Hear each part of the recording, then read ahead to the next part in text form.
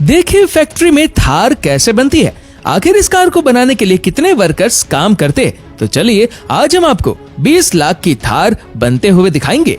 तो थार को बनाने की प्रोसेस में सबसे पहले इसकी बॉडी को बनाया जाता है।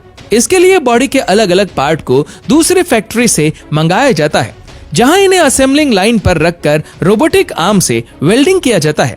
दोस्तों ये पूरा फैक्ट्री फुल्ली ऑटोमेटिक है, जिसमें वर्कर्स काफी कम होते हैं। अब वेल्डिंग हो चुके पार्ट को फ्रेमिंग स्टेशन पर लाकर साइड फ्रेम को लगाया जाता है और फिर टॉप फ्रेम लगाकर वेल्डिंग करते हैं। फिर इसे दूसरे यूनिट में भेजकर फ्रेम के चारों साइड एल्यूमिनियम पिलर को जोड़ते हैं, जिसे रूबिकॉन का स्केलेटन बनकर तैयार हो जाता है। फिर बारी आती है इनके पेंटिंग की, जिसके लिए बॉडी को पेंटिंग चैम्बर में भेजकर व्हाइट कलर स्प्रे करते हैं, जिससे गाड़ी पूरी तरह से व्हाइट कलर की हो जाती है। दोस्तों इसी चैम्बर में अलग अलग कलर की गाड़ियों को भी पेंट किया जाता है।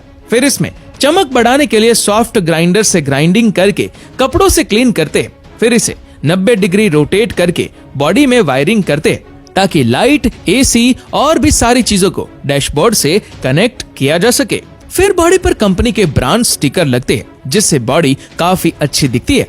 अब बॉडी में हुए वायरिंग को छिपाने के लिए इंटरनल कवर को लगाया जाता है और तैयार हुए डैशबोर्ड को बॉडी के अंदर असेंबल करके स्क्रू से टाइट किया जाता है। दोस्तों इसी डैशबोर्ड में steering, LED display, AC, speedometer, clutch, brake, accelerator जैसी और भी सारी चीजें शामिल होती है। फिर गाड़ी में बैठे लोगों को धूल से बचाने के लिए विंडशील्ड लगाया जाता है और विंडशील्ड के जस्ट नीचे वाइपर को मूवमेंट कराने वाली मोटर को लगाकर स्क्रू से फिट किया जाता है। अब इस पर राउटर कवर असेंबल करके वाइपर का काम खत्म करते हैं और इसमें वाइपर लास्ट में लगाया जाता है, क्योंकि विंडशील्ड पर कुछ काम अधूरा है। दोस्तों विंडशील्ड को परमानेंटली लगाने के लिए प्रेसिंग मशीन से दबाव देकर ग्लू लगाते हैं, ताकि परमानेंटली फिक्स हो जाए। अब आगे वायर के गुच्छों को बॉनेट में लगाया जाता है, जिसे हर एक पार्ट से जोड़कर डैशबोर्ड से कनेक्ट किया जाएगा, ताकि एक ही जगह से सारी चीजों को कंट्रोल किया जा सके।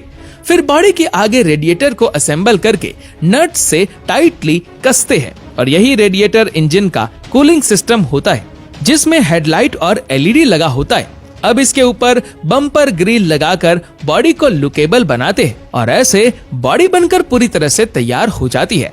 अब बारी आती है गाड़ी के नीचे वाला भाग यानी कि चेसिस को बनाने की, जिसके लिए फ्रेम को असेंबली यूनिट में लाकर उस पर ऑयल टैंक को असेंबल करते हैं। फिर इंजन से वेस्ट गैस को बाहर निकालने के लिए एग्जॉस्ट सिस्टम को असेंबल करते हैं, जो कि 3 कंपोनेंट्स से मिलकर बना होता है।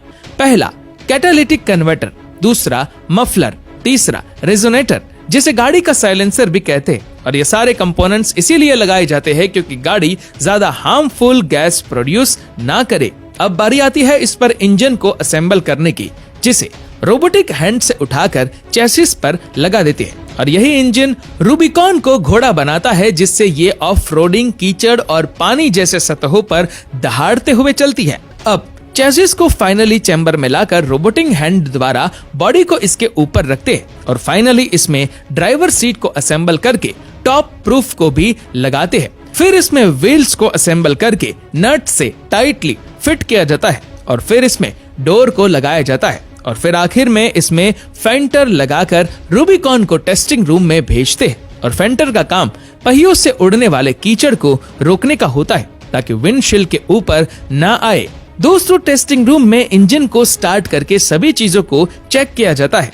फिर इंजन में लुब्रिकेंट, ऑयल, रेडिएटर में वाटर जैसी बहुत सी चीजों को डालते हैं और फिर फ्यूल टैंक के अंदर डीजल फिलिंग करके इसे स्प्रेयर रूम में भेजते हैं, जहां इस पर खास तरह के शैम्पू का स्प्रे करके इसकी चमक को बढ़ाया जाता है। फिर इसे और लुकेबल बनाने के लिए बॉनेट पर कंपनी का स्टिकर और एल्यूमिनियम फुट स्टेप को भी लगाते हैं। फिर कुछ जरूरी पार्ट्स को बम्पर में रखकर फैक्ट्री से शोरूम के लिए रवाना कर दिया जाता है।